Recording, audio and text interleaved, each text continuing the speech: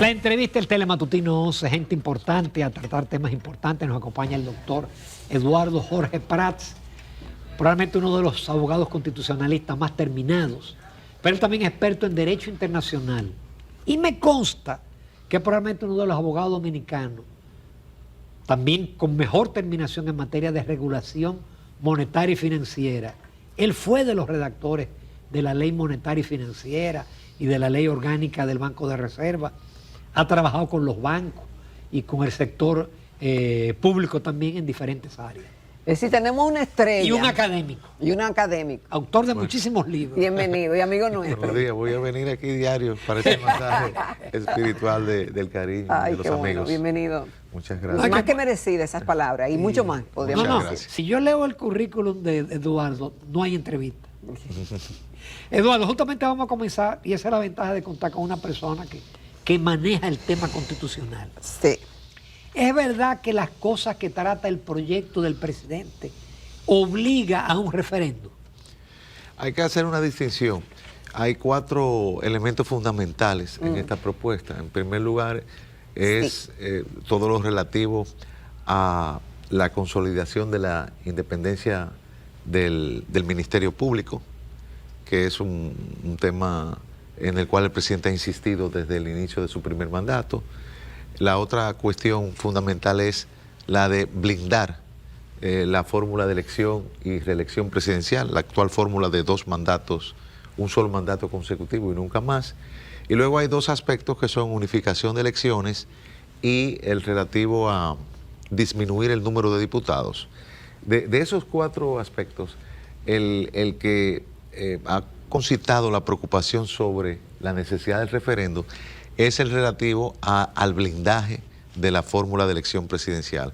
Porque en la propuesta que se ha hecho, ese blindaje radica en el artículo 268, que consagra la forma republicana de gobierno, es decir, consagra aquella parte irreformable. La llamada cláusula pétrea. Cláusula pétrea. Yo creo que fue a ti el primero que yo escuché, uno de los primeros que escuché ese pero término. Eduardo, eso es lo que versa sobre derechos fundamentales, esa parte. No, es decir, el artículo 268, que era el antiguo artículo 119 de la Constitución del 66, establece que nunca la reforma constitucional puede versar sobre la forma republicana, democrática, representativa y civil de gobierno.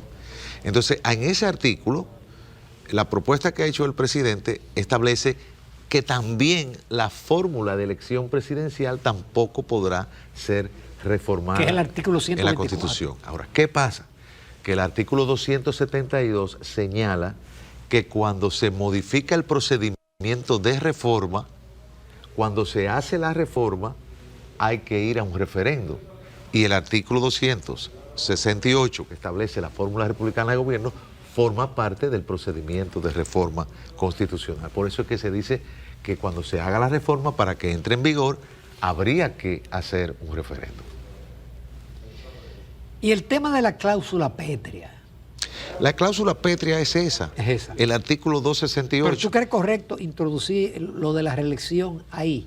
Bueno, para blindar la fórmula de la elección presidencial hay varias maneras. Una podría ser la de la cláusula pétrea, que nunca se ha modificado. Esta sería la primera vez. Eso no se podría modificar nunca. Que se le añadiría un elemento más, en este caso la fórmula de elección.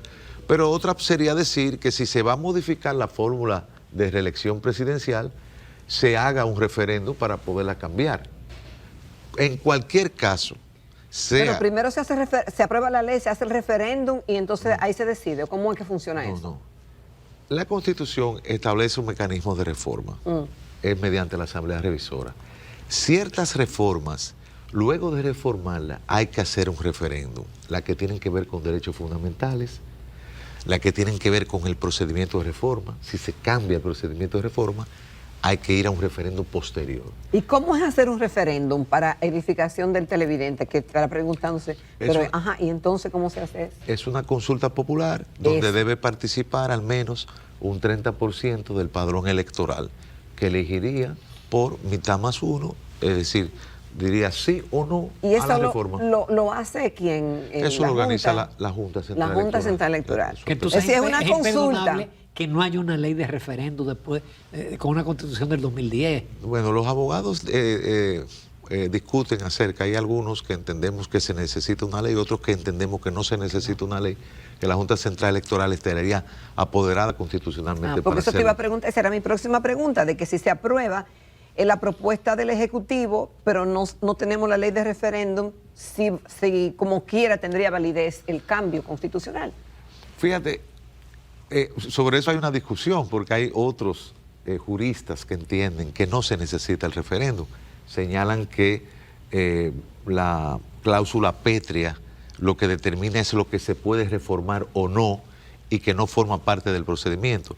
Yo entiendo que es una decisión como la de petrificar y decir esto no se puede reformar, debería tener el aval popular en un referéndum. Además, yo creo que le daría mucho mayor legitimidad, habría participación y por demás no me cabe duda que sería aprobada con amplia mayoría, no solo por la supermayoría que tiene el Partido Revolucionario Moderno ahora, encabezada por el presidente Abinader en ambas cámaras, sino sobre todo porque es una propuesta noble, porque la gran mayoría de los dominicanos entienden que de algún modo hay que limitar el continuismo presidencial, de que, como dice el presidente Abinader, no es procedente que por un interés coyuntural o oportunista se modifique la Constitución. Eso es un propósito muy noble y yo entiendo que eso debería recibir el referéndum popular. Eduardo, de no haber referéndum, ¿no se corre riesgo que eso vaya a parar al Tribunal Constitucional?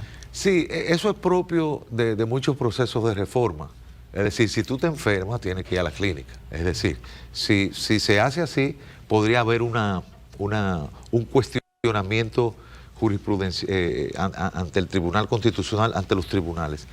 Lógicamente, el acceso a la jurisdicción constitucional está limitado en cuanto a que muchos entienden que una vez que se aprueba la ley que declara la necesidad de la reforma, es inexpugnable la Constitución. Pero entiendo yo que esto crearía una incertidumbre sobre el blindaje, porque esta propuesta de reforma lo que busca es blindar esa fórmula de 2 mandatos y nunca más, y que eso no se cambie.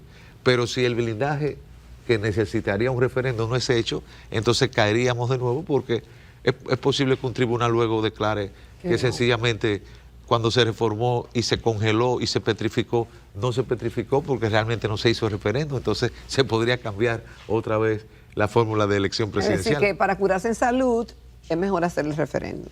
Eduardo, otro tema que el presidente ha sido consistente es el tema de darle más independencia, autonomía al procurador y al Ministerio Público. Ahora se está hablando de que una cosa es el Procurador General de la República y otra que es el Ministerio Público.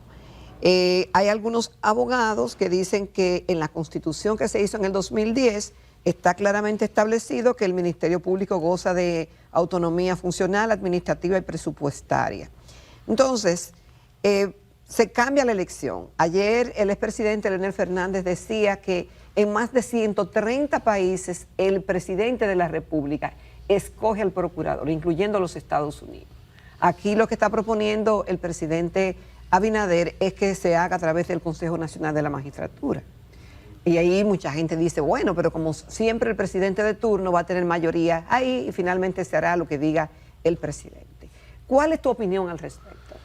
Yo coincido en gran medida con todos aquellos que señalan de que la Constitución de 2010 ya tiene la base de la independencia. Y es bueno recordar que tú fuiste del grupo de abogados que trabajó en la redacción. Sí, de esa Constitución. Así es. Y ahí está esa base mínima para la independencia que puede ser desarrollada a través del estatuto legal. La fórmula... ¿Cómo así? Aparte, algo extra. No, es que la ley del Ministerio Público, tú puedes reforzar su independencia a nivel legal sin tener que hacer una cirugía constitucional. Es decir, ahora básicamente la fórmula que se ha hecho es concentrarse en la figura del procurador. Y como bien señala el presidente Fernández, y también un artículo excelente que escribió Andida Juárez hace creo que la semana pasada, donde ponían las estadísticas de quién designaba a la cabeza del Ministerio Público. En un sistema presidencialista es el presidente. Yo soy de los que creo que tiene que haber ese vínculo entre el presidente y el procurador. Ahora, se ha hablado de inamovilidad. La inamovilidad originalmente fue por 4 años. Ahora estamos hablando de una inamovilidad por 2 años. Yo tengo mis reservas porque eso te obliga a reiterar el compromiso con la figura que te designa. Se habla de que lo va a ser refrendado por el Consejo Nacional de la Magistratura. No veo por qué.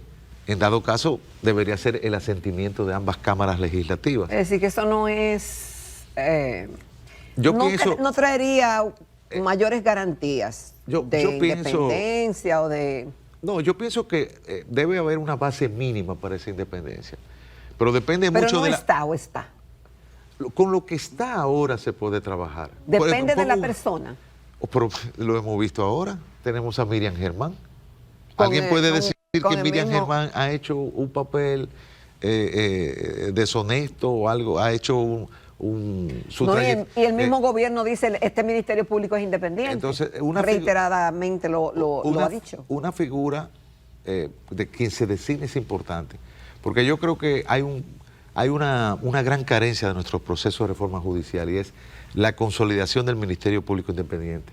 Se necesita, así como un Jorge Subero Isa impulsó a partir del 97, desde la presidencia de la Suprema, la reforma judicial, se necesita asimismo un procurador que pueda definitivamente... ¿Qué hace un Ministerio Público Independiente, Eduardo? Mira, la independencia es por un lado la independencia del órgano, todo lo que es el estatuto orgánico en este sentido, la inamovilidad y demás. Pero hay otra independencia que es la independencia de los fiscales, es la objetividad del fiscal frente al caso. Y eso son elementos que están contemplados en la ley. ¿Y eso cómo se siembra eso? Eso no lo vigila el Consejo Superior del Ministerio Público. Claro, que tiene rango constitucional y existe una carrera de los fiscales. Eso todo está establecido en la ley. Lo que la propuesta de reforma constitucional del presidente Abinader se concentra es en la figura del procurador. Y ahí los elementos que señala es su apoliticidad, de que no pertenezca a ningún partido. ¿Cómo tú ves eso? De que una persona que milite en un partido político no pueda ocupar esa posición. Eso depende. ¿Es sano o se estaría siendo injusto como... Bueno, en Estados Unidos John F. Kennedy designó a su hermano como procurador. Y en los sistemas presidenciales... Y lo hizo muy bien. Sí, y en los sistemas presidenciales, figuras políticas, pues yo siempre pongo como ejemplo, por ejemplo, un Emanuel Esquea Guerrero, un político consagrado, pero un jurista. Es un jurista. Él está sonando para esa posición. Un Milton Ray Guevara. Pero de que no quiere. Ejerció la política, pero también un docente, es un jurista. No podemos confundir. Claro que no debe un simple operador político ser procurador, pero es que el diseño de la política criminal del Estado, la ejecución de la política criminal del Estado, tiene que tener un vínculo con la rama ejecutiva. Hay muchos que señalan que tenemos... Pero ¿y por qué no la tendría si se escogiera en el Consejo Nacional de la Magistratura? El Consejo Nacional de la Magistratura es un reducto conformado por representantes de cada poder. Lo que tiene la legitimidad de primer orden es la Asamblea Legislativa, es decir, el Congreso Nacional. Si se quiere darle esa connotación de una figura suprapartes...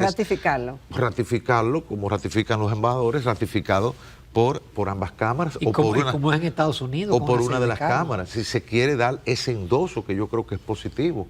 Pero realmente someterlo al Consejo Nacional, cuando incluso se sacó al procurador, se va a sacar el procurador del Consejo. Entonces, si se va a sacar el procurador, ¿por qué lo va de algún modo a sentir el Consejo? Muchos dicen incluso que como es tan pequeño, realmente no hay esa deliberación para conocer lo que son las credenciales. Tú no tienes más de la mayoría. Exacto.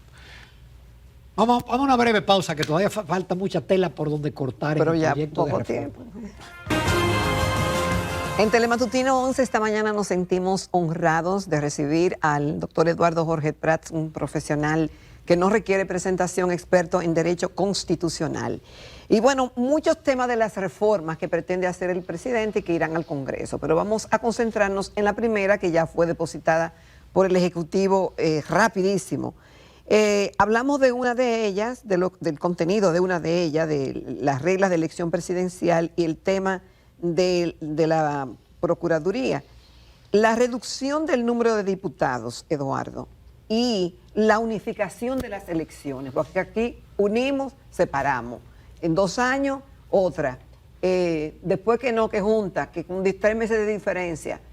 Entonces como que no nos ponemos de acuerdo cuál es y que se quede ahí, igualmente con el número de diputados. ¿Cuál es tu opinión con respecto a esos 2 temas? Ahí voy a hablar como ciudadano, no como jurista. Ajá. Porque es decir, una cuestión de cuál es el entendimiento que uno tiene, en este caso, del sistema electoral. Yo siempre he creído en las elecciones de medio término, para que no haya un arrastre presidencial de los candidatos al Congreso y para que los municipios puedan fortalecer su autonomía. Por Medio lo tanto, término es como que a la mitad, es decir, cada 2 años. Es decir, eso es positivo porque permite que se forjen liderazgos regionales y liderazgos congresuales que no estén vinculados directamente al jefe de un partido o al presidente de la Pero República. entonces cuando lo teníamos así, habían los argumentos de que pero no terminamos de una elección y estamos ya organizando otra. Hay cada 2 años en esto, no salimos. Entonces, yo no comparto esa idea. Yo creo que la democracia no está obligado tú a participar, pero no creo que nosotros debamos ponerle límites. La democracia cuesta, si se gasta dinero en eso, si hay politización, pero esa es la democracia. y la reducción del número de diputados. Estoy en contra. Yo creo que mientras más diputados, mejor. Porque ¿Cómo? mientras más diputados hay mayor representatividad. Con esa padre. reducción que se va a hacer, los diputados de las provincias más despobladas van a valer más que los diputados de las provincias pobladas. Y eso significa un déficit de representación. Mientras más pequeño es la porción de la población que representa a un diputado, mayor cercanía hay entre el diputado. Digo, partiendo del hecho de que van a representar. Bueno, pero esa es la base de la representación. Yo creo que aquí se ha expendido un sentido de la antipolítica muy fuerte. Y se entiende que la política es mala, que es mala lo electoral. Yo creo que eso no es positivo. Pero, lógicamente, las asambleas serán libres y hay un gran, digamos, incluso de los propios partidos, hay un gran reclamo de la unificación para el tema de los gastos de campañas. Se le hace difícil a muchos de los candidatos. Julio César Valentín publicó hace poco un libro sobre las elecciones y él es partidario de la unificación. Él señala que esa idea de que siempre el presidente triunfa en las elecciones congresuales es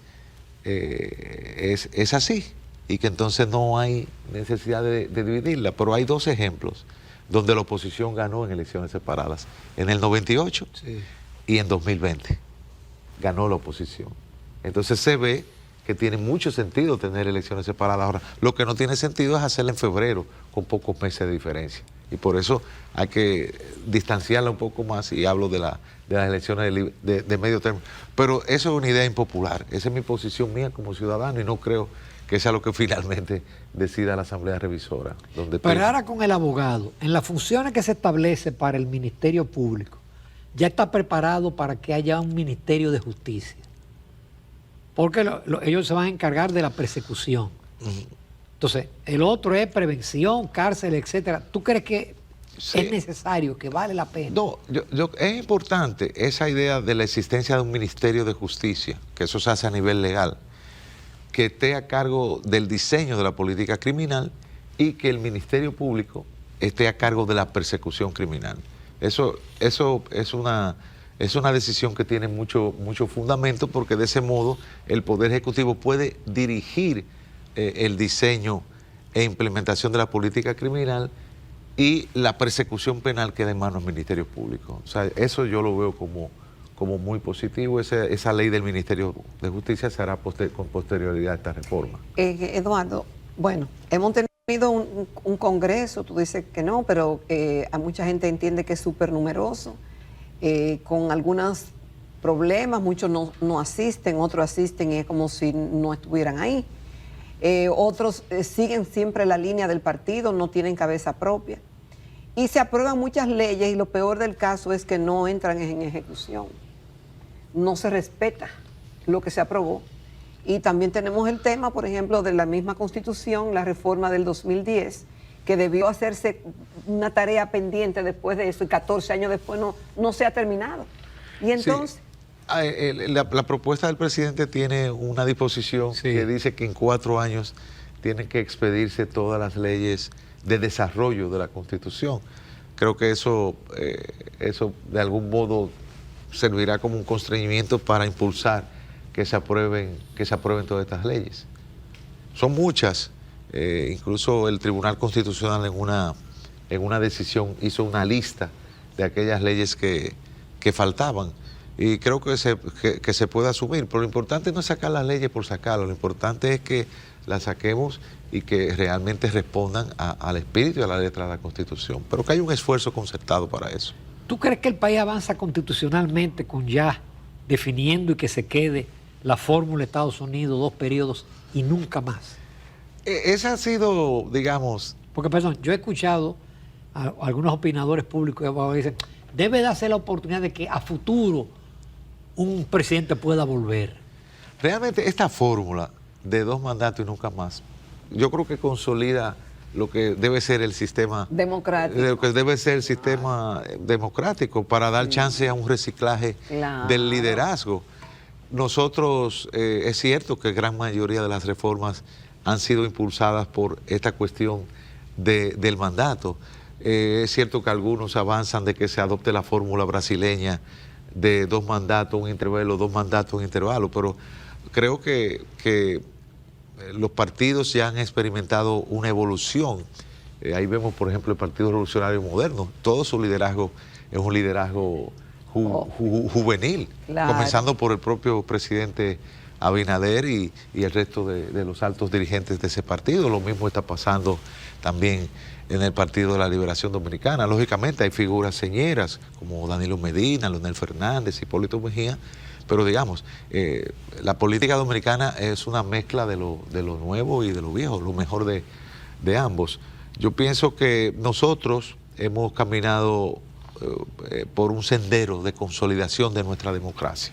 Hoy tenemos mejor democracia que hace 20 y 30 años, pero tenemos que tener cuidado de no afectar la sala de máquinas. Esta reforma... ¿Y qué es la sala de máquinas? La sala de máquinas, ahí esa operación que se va a hacer, que es una cirugía mayor, que no es una operación de corazón abierto. Es una cirugía mayor a pesar de que nada más 4 puntos. Claro, es una laparoscopía, una acupuntura, hay que hacerlo con sumo cuidado, porque cuando uno altera cualquier pieza, puede cambiar el mecanismo. Por eso hay que pensar muy bien qué es lo que se quiere y no actuar de modo impulsivo. Pero nosotros creemos que debe ser positivo lo que salga de un nuevo Congreso, en este caso, que se están inaugurando esos legisladores y asuman con seriedad el papel que le corresponde como Asamblea Revisora. Eduardo, como abogado o quizá pensando como legisladores, ¿cuál tú crees que son las leyes más prioritarias que deben de ser aprobadas en este cuatrienio?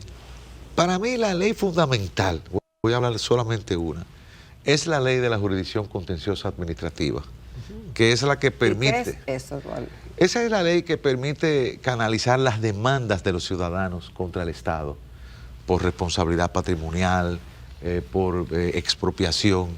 Y nosotros debemos consolidar una jurisdicción contenciosa administrativa para domesticar ese gran leviatán que es el Estado. Nosotros solamente tenemos un Tribunal Superior Administrativo que concentra todos los casos del país. Debemos crear una planta de tribunales administrativos a nivel nacional, porque es la administración pública con la que uno se topa todos los días. Aquí en la reforma lo que se habla básicamente es del cambio de denominación del abogado, del representante del Estado ante esa jurisdicción contenciosa administrativa. Pero eso es una ley, e incluso hay un proyecto que fue preparado por el Poder Ejecutivo y está pendiente de discusión y aprobación. Sí, ley contenciosa administrativa. La ley de la jurisdicción contenciosa administrativa o ley del control jurisdiccional de la administración pública. El Código Penal no, para ti no...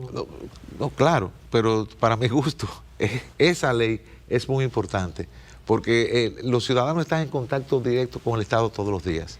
Por ejemplo, la gente que sufre una negligencia médica en un hospital público, tiene que demandar a Salud Pública.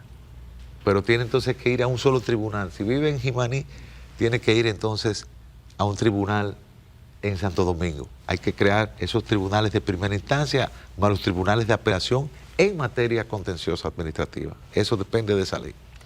Eduardo Jorge Prats, muy agradecido con la apertura que nos diste y las cosas que hemos Una entendido. cátedra magistral. Muchísimas gracias, Eduardo. Muchas gracias a Eduardo. ustedes por invitarme. Nos vamos a comerciales. Nos vemos en la recta final del Telematutinos